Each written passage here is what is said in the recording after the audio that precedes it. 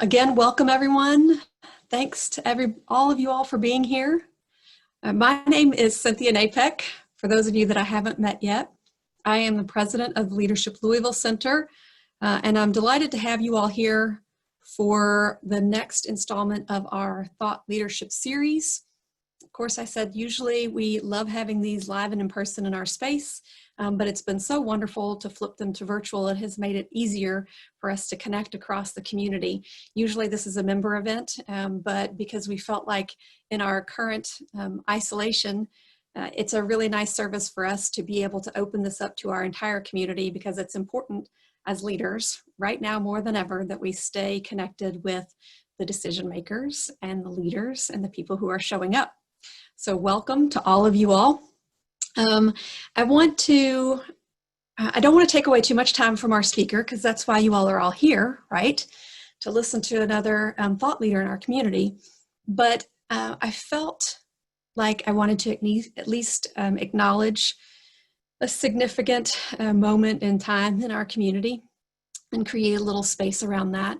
It has been a difficult year. And it has been an impossible week.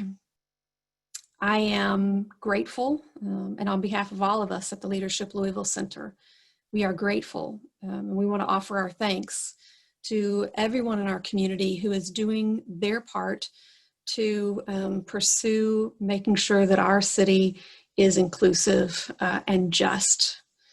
I want to, in particular, that includes all of our folks that are out protesting and using their civic voice. That includes all those who are being part of community education, whether it's at your dinner table, in the meeting, in the boardroom, in the classroom, all of those people who are lifting their voice to help us move forward as a community, all of those people who are helping to gather resources to do this work. We want to offer our grateful thanks in what is an incredibly difficult year and an incredibly difficult week and moment in time. I think it's, in particular, this is difficult on our Black community leaders. So I want to lift them up and offer our thanks. The emotional toll that this takes on them is immense. I pray all the time for our law enforcement and making sure that we can all come together as a community. So I just wanted to take that moment to recognize where we are as a community. And in particular, I would like to issue a challenge to all of my people here. And whether you're a Leadership Louisville alumni or whether you're new to the Leadership Louisville Center, you are, I'm sure, familiar that our role is to be a neutral convener. We're not Republican, we're not Democrat, right? We just bring people together to advance the greater good. And what I know right now is that it is an incredibly difficult time to be a civic leader of any kind, in any role. And so the challenge that I want to issue to you all is to be part of driving positive change. And I'm going to narrow my focus to one very specific thing that I think we can all do. I hear a lot of people, and this is the phrase that I want to red flag for us to pay attention to. The phrase sounds like this: I don't understand why those people, and I want to break this down into two parts for us all to pay attention to, for us all to really focus in on. The first part of that is, I want you to hear that when you say, I don't understand. And I want you to hear it not as the rhetorical that it usually comes out as, but I want us all to hear it as the question that it truly is. And so when we do that, when we say, I don't understand those people, I want us to use that as a moment to reflect, well, how can I understand? So read a book, have a conversation, meditate on it, take a class, all of those things that we can do to actually start to understand where other people, where people who think differently from us are coming from. The second piece of that is when we say those people, I want to invite us all to disavow ourselves of that notion. There is no those people. I want to invite us to a framework of us, because that is how we will move forward, is to view this as an us, a moment for us, to take a moment to reevaluate our mental framework and choose to be together, not apart. So that is my challenge for all of you all, especially in the next coming weeks as we enter into this political hotbed season, for us all to think about how we can move us towards together, towards us. Because we like to be part of offering you solutions, there are lots of things that we have going on at the Leadership Louisville Center that will help you be better and do better. All the things that we do that are about personal investments in your ability to get things done with and through other people. We've got a bunch of things coming up on our calendar that are centered around that. So please take a moment to think about what you might want to do to invest in yourself. And then the second thing is we have a couple of really great opportunities. If you heard a moment of truth in that, where I asked you to think a little bit about those statements where we say, we don't understand those people. If there's maybe, I don't care whether it's in your Facebook feed or whether it's at the dinner table or just in your inner monologue, if you sometimes have that moment where you say, I don't understand, we have two really great thought leadership series coming up that are wonderful investments in your ability to understand. So pencil those in on your calendar and let other people know about it. The next one coming up in October is Liberty and Food Justice for All.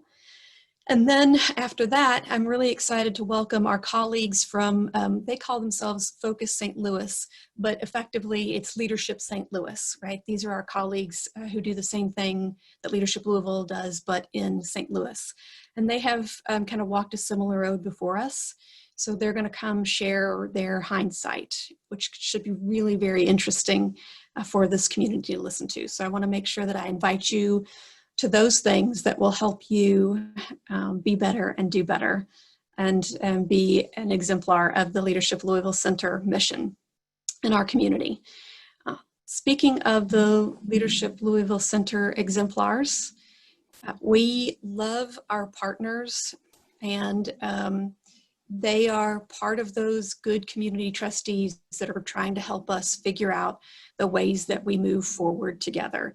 Baird is an incredible investor in this community. They are one of those that are helping to round up resources to figure out how do we make this city the best city that it can be. And I'm so pleased to have them as part of our Leadership Louisville family. And I want to welcome Jim Allen to offer us his welcome and to introduce our main event for this afternoon. Great, thank you, Cynthia. And as you acknowledge, Baird is very proud to be part of this community and very proud to be a supporter of Leadership Louisville. And I just want to compliment you on your very thoughtful introductory remarks, very timely and to the point. And I think we all need to come together as a community, and Leadership Louisville is always at the center of that kind of activity. And so we appreciate what you do and the value you bring to the community as a convener. So thank you for that. And we look forward to moving forward together as a community. So thank you. Now it's my pleasure, as we look to the future and think about the future, to introduce today's guest speaker, Lieutenant Governor Jacqueline Coleman. Lieutenant Governor Coleman is an educator, basketball coach, writer, and a founder of a nonprofit. She is wife to Chris, mom to Evelyn, adopted mom to Emma, and a bonus mom to Will and Nate. Her family lives in Frankfurt. As a high school basketball coach, Jacqueline led her teams to 5 consecutive record-breaking seasons and 1 appearance in the Sweet 16. She earned Regional Coach of the Year honors in 2015. Her experience as an alumna of Emerge Kentucky drove her to found her own nonprofit, Lead Kentucky, in 2013. Lead Kentucky ensures Kentucky college women are prepared, encouraged, and empowered to seek leadership positions on their campuses and later in their professional fields. Most recently, Jacqueline served as an assistant principal at Nelson County High School. She is currently pursuing a doctorate in educational leadership at the University of Kentucky. As Lieutenant Governor, Jacqueline is focused on creating an excellent public education system in Kentucky and on the many challenges facing rural Kentucky. Jacqueline is determined to build a Kentucky that works for all of us. Please join me in welcoming Lieutenant Governor Coleman. We look forward to hearing from you. Thank you very much. Well, Jim, thank you so much for that kind introduction. And to Cynthia, thank you so much for your kind words at the beginning. I just want all of you to know I'm not a Louisvillian. I'm from a tiny little town you've probably never heard of, which is Bergen, Kentucky, but I live in Frankfort now. But I have to tell you, I spent time in Louisville as a graduate student and working with the women's basketball team at U of L as well. And I'm very, very fond of the city, and my heart is with the city, with all of you, with the folks who are fighting for justice and the folks who are working to protect the city as well. So thank you so much for everything that you all are doing. I know the country is watching. Certainly the state is watching. And so just want you to know that we are thinking of you across Kentucky right now. So I think Cynthia wanted me to kind of talk a little bit about my leadership journey. And I'm happy to do that to kind of get started with, which it sounds funny for me to say my leadership journey, but as someone who's spent my career working with young people, I've been a high school teacher, I've been a basketball coach, and an assistant principal. And in all of those roles, I felt called, and I felt, really, really passionately about making sure that our young people have mentors and are encouraged and empowered, because to me, being a leader is all about building others up. And for me, that demographic was our young people. And so I was very fortunate to have working relationships with students, coaching relationships with players, and certainly very close with the next generation of Kentuckians. And so I did a lot in terms of building kids up, helping them find their way as they transition from high school to college or post high school life. But I have to tell you that I am probably most proud of Lead Kentucky. This organization is one that I literally dreamed up. I went through Emerge Kentucky, which is an organization that trains women to run for office. Seems like a lifetime ago now. And when I was going through that program, I kept hearing the very dismal numbers about women in leadership positions, particularly in Emerge. It was focused on politics. But even then, women were very, very underrepresented at every level of government in Kentucky, and we were towards the bottom of the rankings in the nation. And I just kept asking why, because I thought if we want to get to the root of this problem, we've got to figure out the symptoms, and nobody could tell me. And so I think it was the teacher in me that thought, well, I'll figure this out for myself. So I reached out to the Rutgers Center for American Women in Politics, which is a really well-known organization nationwide.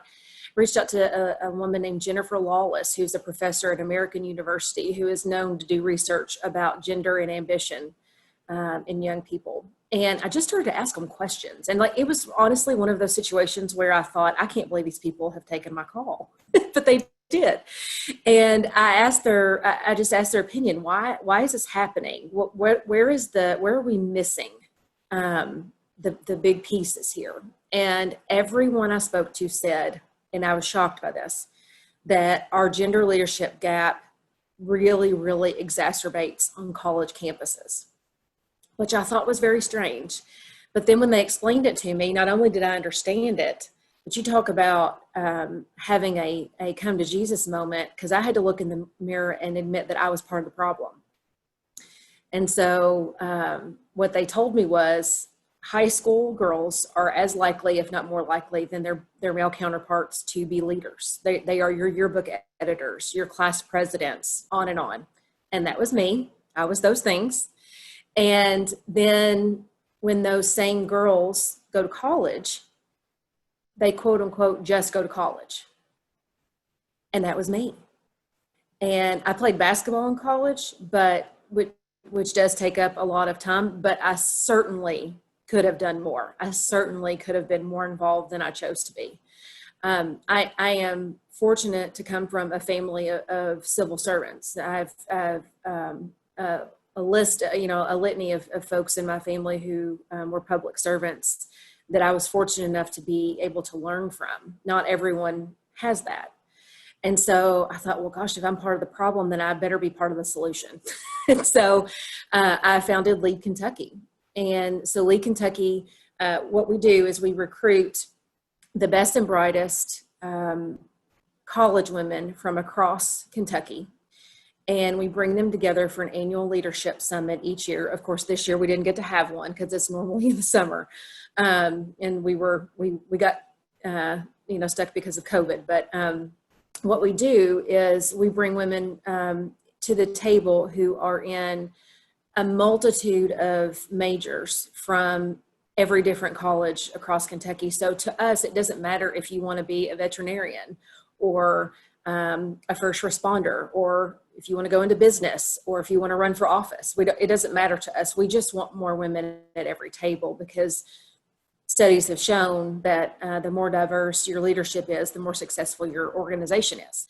And so we bring those college women together for our summit, and we bring female leaders from across Kentucky there to speak to them, to connect with them, to mentor them. Mentorships, internships, jobs, graduate school opportunities have all arisen out of these relationships that we're helping to build. And that's been one of my, I think one of the ways that I am most proud of helping the next generation, but also young women, to step into their leadership roles. Our tagline at Lead Kentucky is find your passion, get involved, and take the lead. So regardless of what you are passionate about, we just want you to be passionate about something. And then we want you to get involved in that something. And once you get involved, we want you to take that step into a leadership position, because if our college women in Kentucky are literally planning the rest of their lives, which is what they're doing, and they don't see themselves as leaders, then they may never. And so it's something as simple as find an organization on your campus, get involved, and become a leader. And as we build leaders on our college campuses, we are astronomically improving the likelihood that these women will continue to seek leadership positions or to seek out leadership organizations like this one in their professional life. And so it really is something that can absolutely multiply over the years. And so that's something that we have continued to push at Lead Kentucky. We call these women who go through our program our college ambassadors. And right now we have over 50 that represent 16 different campuses and 19 different majors. So all walks of life that are coming through our program and are going to go back to their campus to become leaders and on into their professional field to lead there as well. And so I think many people find their niche leading in different ways, and mine is in building up the next generation of Kentuckians. That's what I've done from the classroom. It's what I've done on the basketball court. And it's something that I'm very fortunate enough to be able to do from this office as Lieutenant Governor as well. And so I will just kind of stop there, Cynthia, unless there's something else you want me to specifically say, and we can talk a little bit. Sure. So I've got a couple of questions for you that I'm going to ask you, but then I'm giving everybody the heads up that after I get my turn, you'll get your turn. So for our folks that are here on the call, you can get your chat fingers ready, and and you can ask a few questions too. So here's my first question is selfish, so selfish, because one of the things that we have really started to dig into at Leadership Louisville is about women's leadership. And I have so enjoyed seeing you from the campaign and, being someone who you were pregnant, I think, while you were campaigning and getting out there and doing all that, which was crazy good. I think like back in the day, women were, once they were pregnant, it was like, okay, well now you can't be seen. And you, like, not only am I going to be seen, I'm going to be seen leading. And then I saw you, like, just a few weeks ago, it feels like you were at a press conference and you were holding the little one. And I thought it was spectacular, right? I was, yes, right? Because it normalizes what it is to be a working mom. So can you talk a little bit about what that was like and, to be kind of take us from campaign trail up to that, a few weeks ago press conference and give us a little insight. Sure. Well, thank you so much for that. And yes, I was very pregnant on the campaign trail. It was one of those things where I'll just tell you, I'm 38 years old. And so if anyone had ever said, you're going to be pregnant at 37 and you're going to be running for statewide office in 120 counties at the same time, I would have said, you're nuts. But, make your plans and God laughs, right? So as I campaigned, I always gave the governor a hard time because whenever he would talk about being tired, because you get tired, you just do. He would look at me and say, I can't complain, you're doing this pregnant. So I thought that was really sweet of him to say that. But campaigning anyway can be pretty grueling. And campaigning pregnant certainly was not the easiest thing in the world, but I really tried to, and I think you all will understand this. I tried to find that fine line between being strong and being honest, because I was very mindful of this, right? Like this has never happened before. And I certainly did not set out to be the first person to do this because I would have really appreciated a playbook. I did not want to be the first one to do this, but I had to be very mindful that young women were watching. And I had to take that in many different ways. First of all, I needed to be strong and I needed to show them that you can do this. You can have a family, you can run for office, you can do all the things. But I also felt I felt the need to be very honest, so if I was having a hard day, I would say, I've just been really having a hard day today. It's just not going great. I'm sick, or I'm tired, or I had huge bags under my eyes, or I didn't sleep last night, or whatever it was. And there's a difference between complaining and being honest, but finding that fine line was something that I tried to do because I felt that was really important to make sure that people got the reality of it. And I didn't create some unattainable, just false sense of what this is like, but also helped young women to see that they could do it too. So humanizing it and normalizing it is very important. So cut to a few weeks ago, my husband and I took our little girl, she's 7 months old now. Well, she's almost 8 months old now, 7 months old now, to the doctor for her checkup, which means shots. And we took her, and she, of course, was a mess afterwards. And so I did the best I could coming back from the doctor to calm her down. Well, she would not calm down. It took forever. And so we finally got to the Capitol, and because I said, I've got to go on this presser. And so just come with me, because we didn't have time to take her and my husband back home. So just come with me and you can hang out in the office. He's like, okay. Finally get her to sleep. And the governor looks at me and is like, and the lieutenant governor is going to come up and talk about, and I was like, oh. So I just looked at my husband, and I looked at the podium, and I looked at my husband, and I was like, I'm just going to do it. And every reporter in the room, it was almost like you could hear an audible gasp. Like people were like, oh my God, she's going to do this. And you know you're in a bad position when you're like, do I hand this baby to someone else and risk waking it up in the rotunda where the echo is going to be massive? Or do I roll the dice on live TV? And I just decided I was going to roll the dice on live TV. So I got up there and just went through the points that I wanted to make. And what a lot of people thought it was intentional or that it was planned. No and no, it was not. But it was something I think every parent or caregiver can understand. And so, again, that's an example of while it might have seemed like this, like, wonderful thing that normalizes motherhood and was very good, I wanted to be honest about saying, okay, but this was not the intention. She was a mess about 15 minutes before this, and I finally got her to sleep and didn't want to risk that. And that's really where that came from. So it's one of those real moments that, again, I think helps to normalize, exactly like you said, Cynthia. So that's where that came from. So I love that. And I love that it was just spontaneous and not planned, because that's what it is to be a mom and a working mom and all that. Okay, so the first question was to satisfy my curiosity and what I'm passionate about. The next question, I'm going to focus around education, because I know that is something that you are passionate about, and not just kind of philosophically.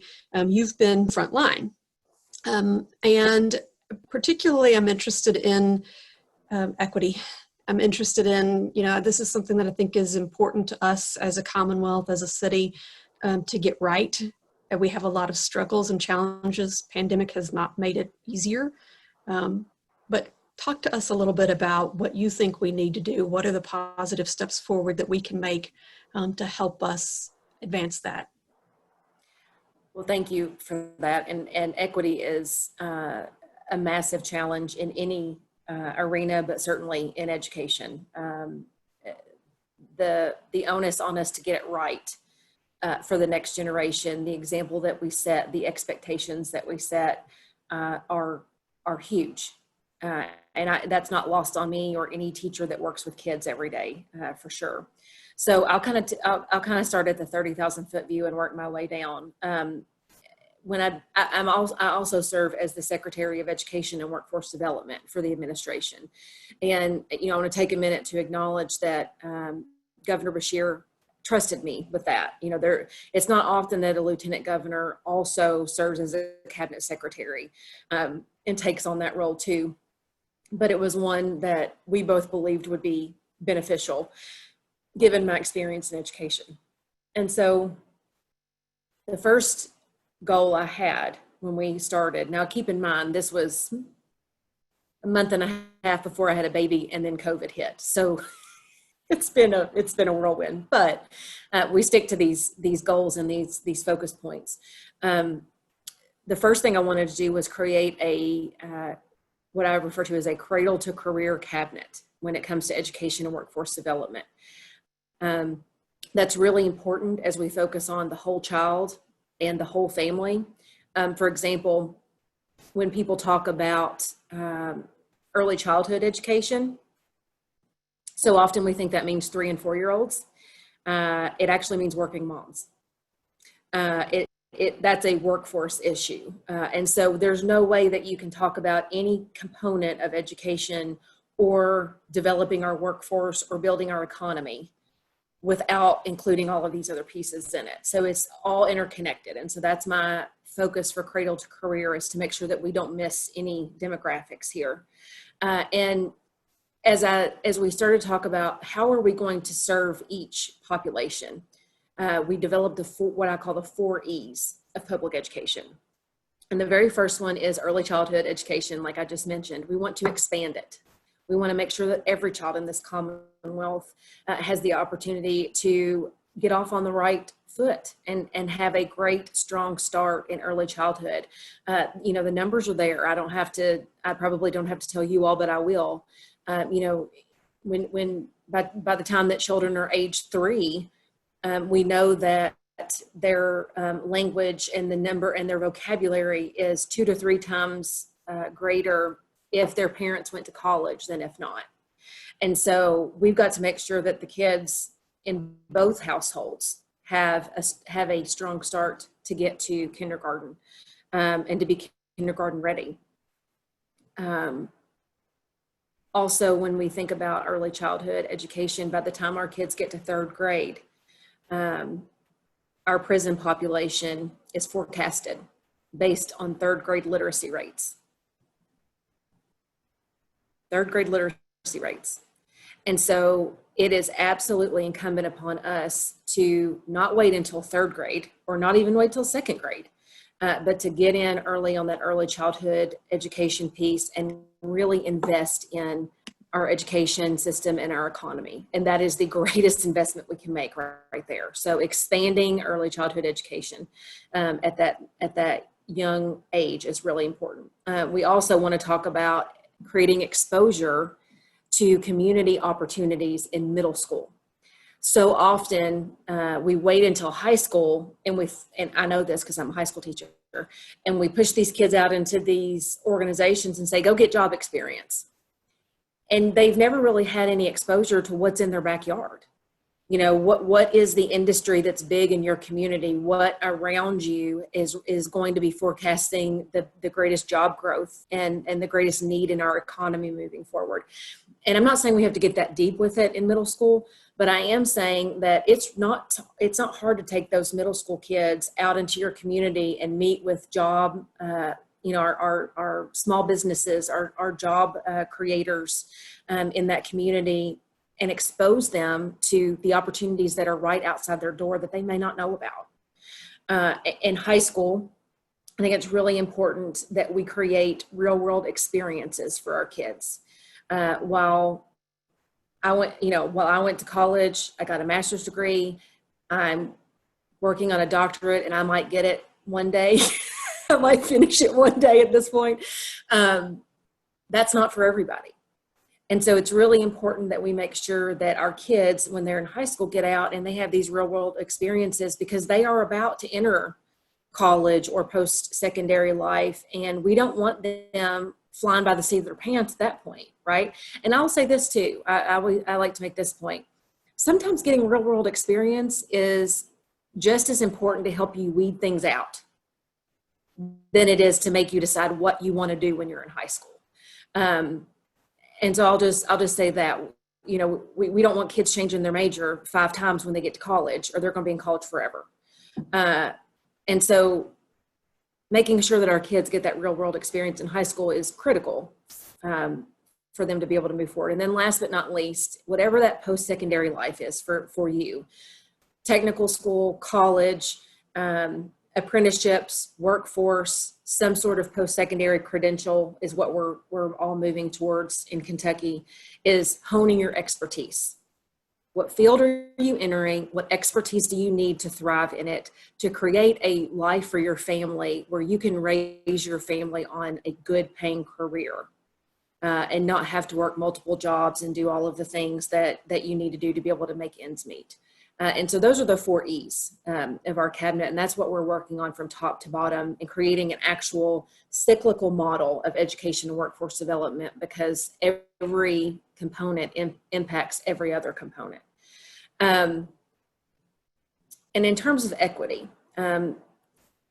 one of the challenges that I have seen is lifting up the voices of our young people. So a proposal that I made, and actually is getting ready to be announced very soon, that we have our student, is to add a student representative to the Kentucky Board of Education.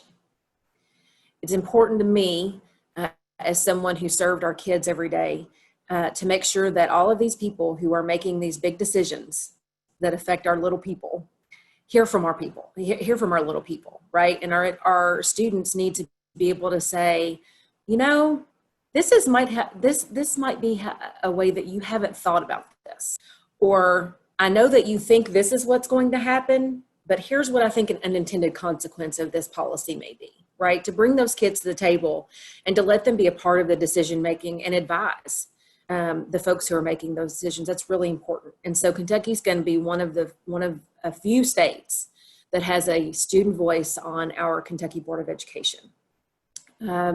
So that's one piece of making sure that young people are heard.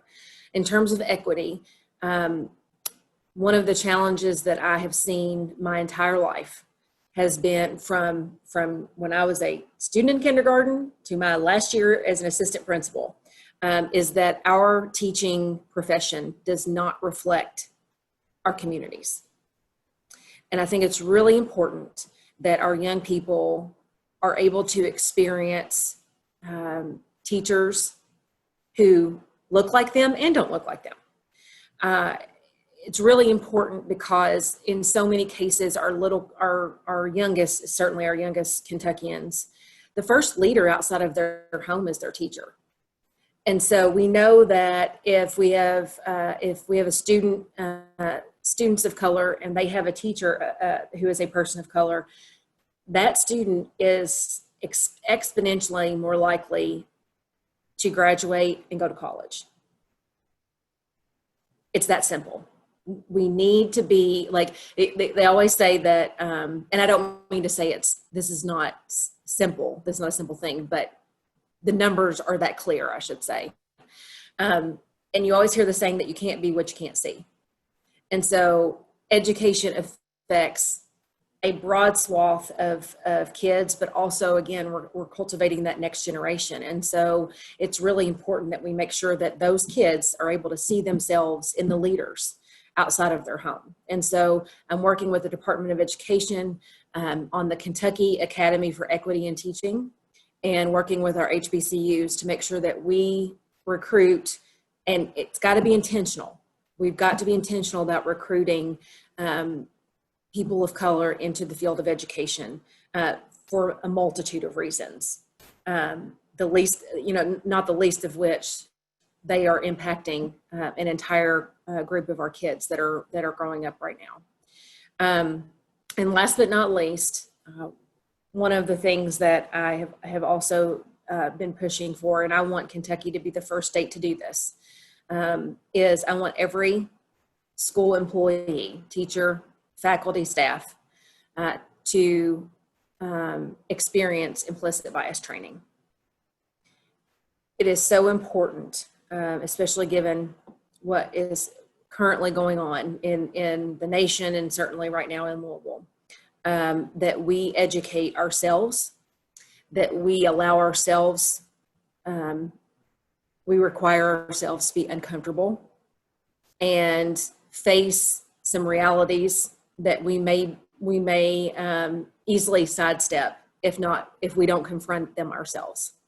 And so to have, whether it's our teachers in our classroom, the folks in the cafeteria, the bus drivers, everyone that works with our students needs to have implicit bias training. We need to be aware of it. It needs to be an experience and not a checklist. I don't, believe me, I've sat through enough teachers meetings, and I'm sure they're all like any meeting that you have when you're like, this could have been done in an email.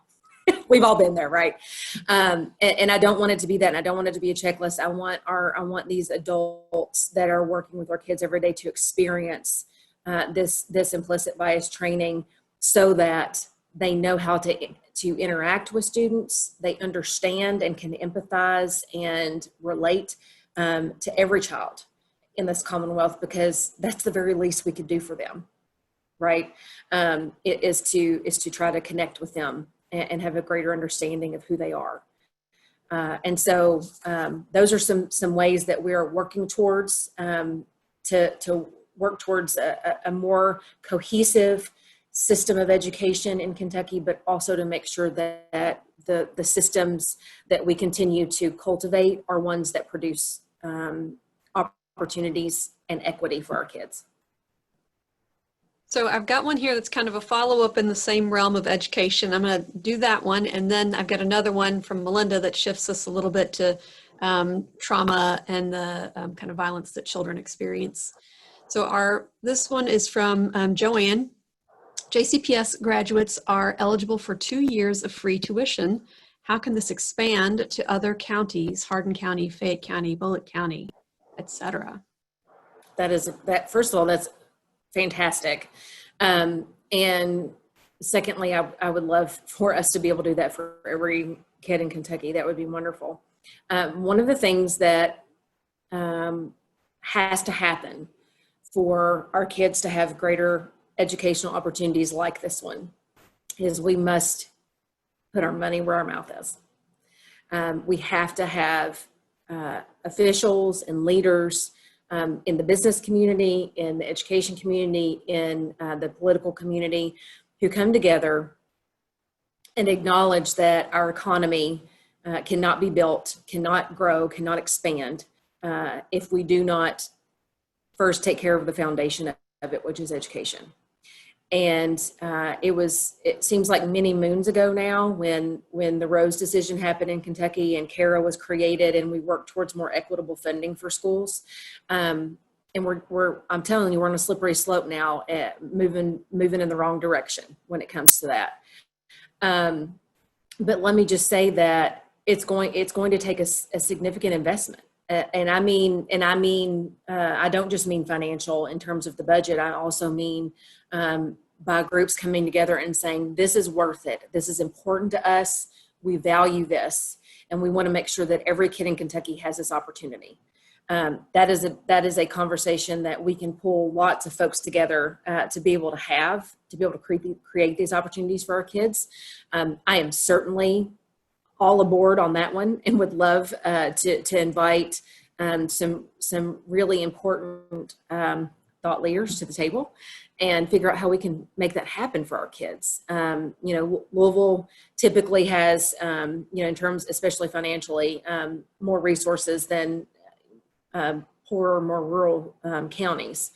That doesn't mean that we shouldn't try to make sure that those opportunities are there for the other kids as well. So I applaud JCPS for that commitment. And I think we can certainly use it as a roadmap to make sure that every Kentucky kid has that opportunity. I would love to do that. Okay, so let's take this one from Melinda, who's at the VA. When we discuss early childhood education, our ranking in pediatric head trauma nationwide comes to mind. I'm guessing our ranking is probably not very good. I'm concerned with the level of violence and trauma many of our families and children experience in Kentucky. Can you speak to any initiatives the administration is considering to become more assertive regarding violence in families and reducing it? Yes. So one of the commitments that we made early on was, first of all, increasing the number of social workers in the state of Kentucky. We know that they are overworked. There is, their workload is, I can't even imagine, not to mention the emotional labor that is required out of the work that they do is above and beyond what any of the rest of us experience. And so we are committed to making sure that we, in our budget, fund more social workers in Kentucky to make sure that we can cover as much ground as possible when it comes to abuse, neglect, mental health, all of those things. And speaking of mental health, I will say this, we've made our districts aware there's a 3-to-1 federal match out there for healthcare and health services through Medicaid, mental health services through Medicaid. It will, if every school takes part in this, we can expand the coverage of the kids right now and it will increase by 75%. That's massive. And that's not just, like I said, physical health with screenings and things like that. It's also mental health services as well, which we know with the trauma that so many of our kids are facing right now is absolutely critical. And so this is one of those opportunities that we've got to make sure that our communities are aware of, that our schools are aware of, and that we participate in, because that money is out there.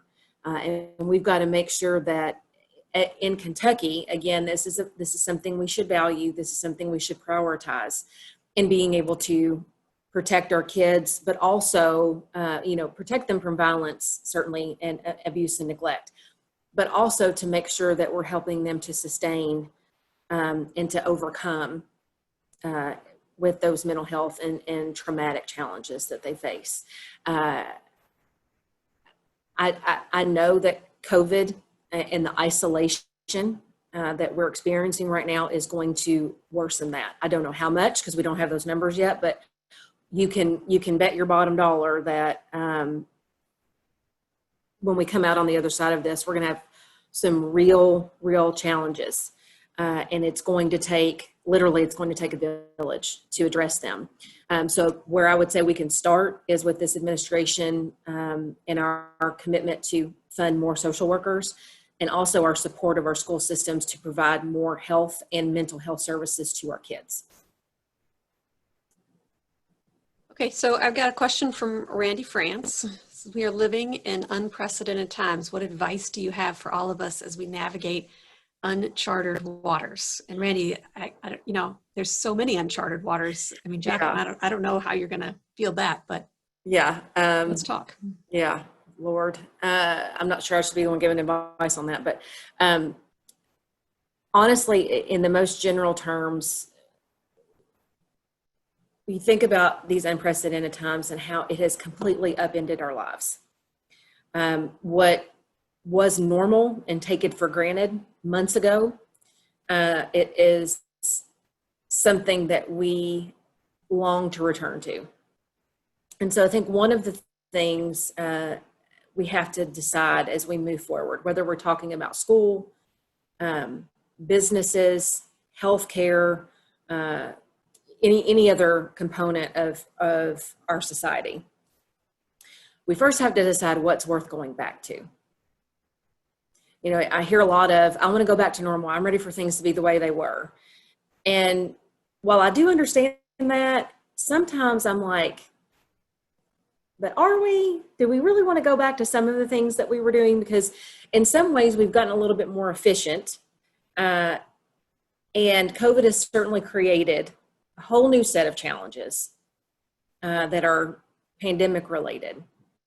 But it has certainly exposed old ones, compounded old ones that have always been there in plain sight, that we were privileged enough in some cases to be able to deal with and move on. We have to confront those now, whether we're talking about the disproportional impact that COVID has had on the African American community, right? That should not surprise anybody because Martin Luther King Jr. was talking about healthcare access and opportunity and equity in his day. And we failed. We have failed over and over and over again to create an equitable system where your color doesn't determine your health outcome. And here we are in COVID, and the numbers are double for the African American community. Well, that didn't happen in 6 months. It's just been it's been compounded, and here we are. And so we have to be willing to have the uncomfortable conversations and deal with these uncomfortable statistics and admit that we failed in a lot of ways, and we can do better, and we must do better. And then the other, I think, piece of advice I give a lot of times, especially as it relates to school, whether we're talking about parents, caregivers, kids, teachers, whoever, is extend grace. We are at a time where we need grace, and we need to give grace more so than we ever have before. I think about what this would look like if I was at home right now, and it would be a mess because my 7-month-old would be screaming, and Lord knows what would be happening behind me. The dog would be barking. The mail guy would be there. I mean, we just know, right? And so in times like these, we're all dealing with the same thing. It's not different for you than it is for me. And so we have to acknowledge that. We have to appreciate that, and we have to be graceful as we deal with each other, because our teachers are struggling. They're teaching their own children at home, and they're working on teaching other people's children at school that's online. None of our teachers became teachers to teach through a computer. None of them. They are all ready to go back to school. But they're all worried. and they're all anxious about health and what this pandemic might do to them or their families, and rightfully so. So we're all in this back and forth of emotions. But the biggest thing we can do is give grace to each other. I say there's no playbook for this, right? At no point in our adult lives or in our educational careers did somebody say, one of these days when there's a worldwide health pandemic and you have to work from home and raise your family and, X, Y, and Z, this is how you do it, right? And so at the end of the day, it sounds simple, but we all know from, all the negativity around us, we have to extend grace to each other. We just do. It's hard right now. It's really hard right now for everybody. And that's the least we could do for each other. Oh, so we're always all about be better and then go out and do better. What I'd love to know from you is for those that are puzzling over the do better piece of the puzzle and trying to figure out where they can jump in, like what is the action? Where can I get involved? What if I want to roll up my sleeves and be part of positive change? Where is my opportunity to plug in? So can you think of a couple of things, a couple of places that are just ripe for concerned groups of citizens to do something? So many. There's so many. I can give you an example of how I've tried to do that, and also how many of you can do that as well. So I will tell you, and I'll particularly in response to Breonna Taylor and the social unrest, the fight for social justice that's going on right now, and all of those challenges. People react differently in different ways. There are some people who take to social media. There are some people who take to the streets. There are some people who take to policy, and none of those are wrong, right? I mean, your way of coping and dealing and responding and acting is your way. But I will tell you that after this happened, I thought the same thing. I thought, how can I take action that will help to ensure that something like this doesn't happen again? And I recognize that I am Lieutenant Governor and I am Secretary of Education and Workforce Development. And so that's a little bit different, but it's still my corner of the world, right? Like I have this tiny little corner of the world that I work to impact every day. And I had to acknowledge that I wasn't doing it well enough. And I wasn't serving enough people. And so that is where the implicit bias training idea came from. That is where the need to jumpstart the Kentucky Academy for Equity and Teaching came from. And so while some people may say, well, how does that impact what happened in this situation? And the reality is we don't all have to be in law enforcement. We don't all have to be an attorney. We don't all have to be in one little bubble. We just have to look for inequities in our own areas and in our own world, and again confront your own bias. And we all have to do that. I do that too. And think about how you can work to fight against it and work to make it better. And so that's what I decided I would do. I can directly impact the teaching workforce in Kentucky, and I can directly impact the way that we work through professional learning for our teachers that have a direct connection to the next generation of Kentuckians, of leaders in Kentucky. And so that's what I chose to do, to move forward, to learn from, to try to be better. And so for you, I would say whether it's your neighborhood, whether it's your community, there are so many organizations. Every public school right now needs your help.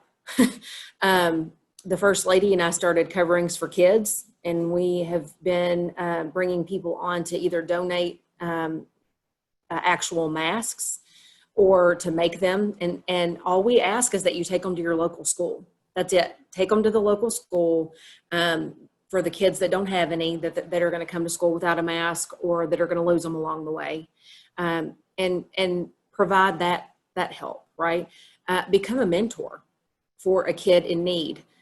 in your school, in your community, or better yet, become a mentor for a kid that doesn't live in your community, that is from another part of town, that you can impact and have a positive relationship with. I can't tell you how much that means to our kids. And you may think, well, what does some fourth grader want to do with me? Or what is some high school kid, what am I going to do for them? I'm going to tell you right now that if you took them for ice cream and listened to them, just listen to them, it would change their life. So many of our kids just want to be heard. So many of our kids just want someone to listen to them and to help them to be able to take a step in their life or to move in a different direction. And it's so powerful. I would just recommend that you find a kid, find a school, an organization that helps kids, and donate some of your time. Spend time with our kids. We can throw money at problems all day long, although we could certainly use some more money in our budget to throw at problems right now. But that's not going to bridge the gap that has been created by a lack of relationships. And that's what's so powerful for our kids. Okay, so I'm going to close with a quick speed round. Just a couple of your favorites, right? What is your favorite thing about working with our governor?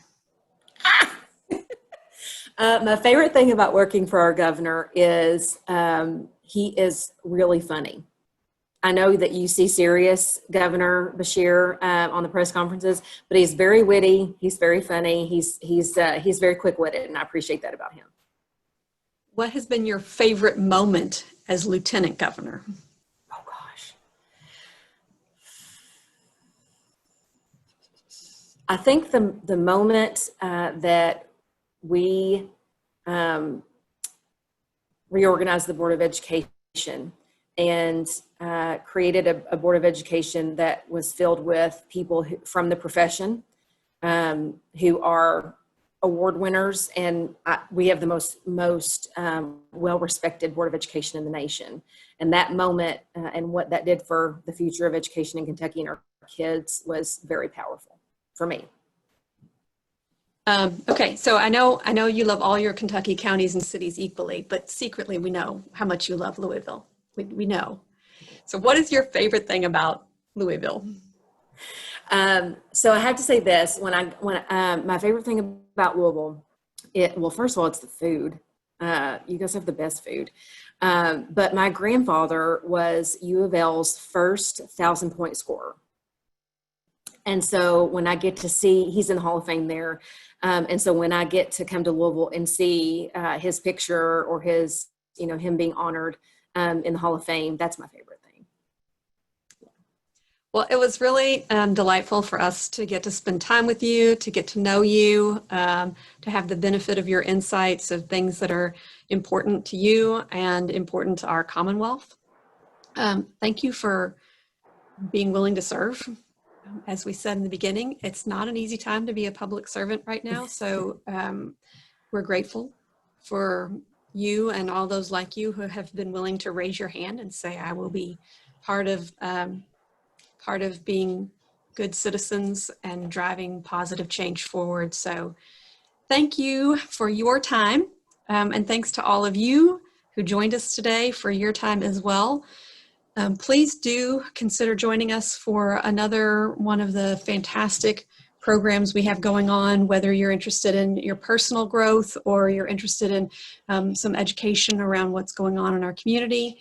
We'd love to have you, and your best way to help us out is actually to introduce a friend to the Leadership Louisville Center. So if you enjoyed your experience, please give us a shout out on your social media or introduce us via email or just mention us as you chat with people in the community. Thanks so much for joining us. Thank you. Thanks, Cynthia. And thanks always to our friends at Baird as well.